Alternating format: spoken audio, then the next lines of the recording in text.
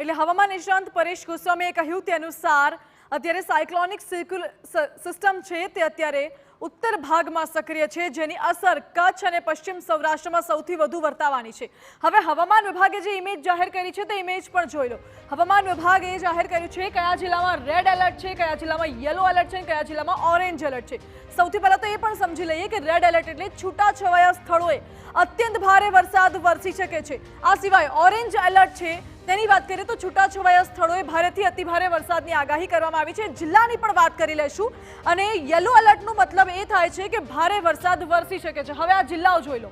કચ્છ સૌરાષ્ટ્રનો આખો વિસ્તાર જે છૂટાછવાયા સ્થળોએ ભારેથી અત્યંત ભારે વરસાદની આગાહી કરવામાં આવી છે। આપને જણાવી દઈએ દરિયાઈ વિસ્તાર છે ત્યાં ભારે પવન પણ ફૂંકાઈ શકે છે, એટલે દેવભૂમિ દ્વારકા, પોરબંદર, જૂનાગઢ, ગીર સોમનાથ, અમરેલી, ભાવનગર સહિતનો જે વિસ્તાર છે અને સૌરાષ્ટ્રમાં જોવા જઈએ તો રાજકોટ, જામનગર, મોરબી, સુરેન્દ્રનગર, બોટાદ અહીં ભારેથી અતિભારે વરસાદ વરસી શકે છે।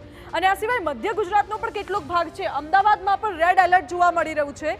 એનો અર્થ એ છે કે અમદાવાદમાં પણ આગામી સમયમાં ભારેથી અત્યંત ભારે વરસાદ વરસી શકે છે અને આણંદ, વડોદરા, ભરૂચ, પછી દક્ષિણ ગુજરાતની વાત કરવામાં આવે તો નર્મદા, સુરત આ વિસ્તારમાં ભારેથી અતિભારે વરસાદની આગાહી કરવામાં આવી છે।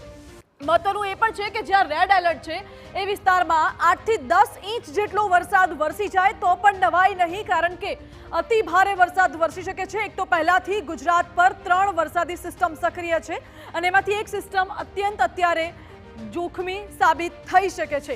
હવે આ ઇમેજ જુઓ। આ ઇમેજ હવામાન વિભાગે જાહેર કરી છે। આ ઇમેજમાં અહીંયા દેખાય છે તમને કે જે વરસાદી સિસ્ટમ સક્રિય થઈ છે, બંગાળની ખાડીમાંથી આ વરસાદી સિસ્ટમ ધીરે ધીરે આગળ વધી રહી છે અને તે ગુજરાતમાં સૌથી વધુ અસર કચ્છને કરશે અને પશ્ચિમ સૌરાષ્ટ્રનો કેટલોક વિસ્તાર, દરિયા કિનારાનો જે વિસ્તાર છે, જામનગર, દ્વારકા, પોરબંદર સહિતનો જે વિસ્તાર છે ત્યાં ગંભીર અસર વર્તાઈ શકે છે। અને કચ્છ, આખું કચ્છ, તેમાં નલિયા, રાપર, ભુજ અને સાથે દરિયા કિનારાનો વિસ્તાર, કંડલા પોર્ટ, આ તમામ વિસ્તારોમાં ભારેથી અત્યંત ભારે વરસાદની આગાહી હવામાન વિભાગ દ્વારા કરવામાં આવી છે।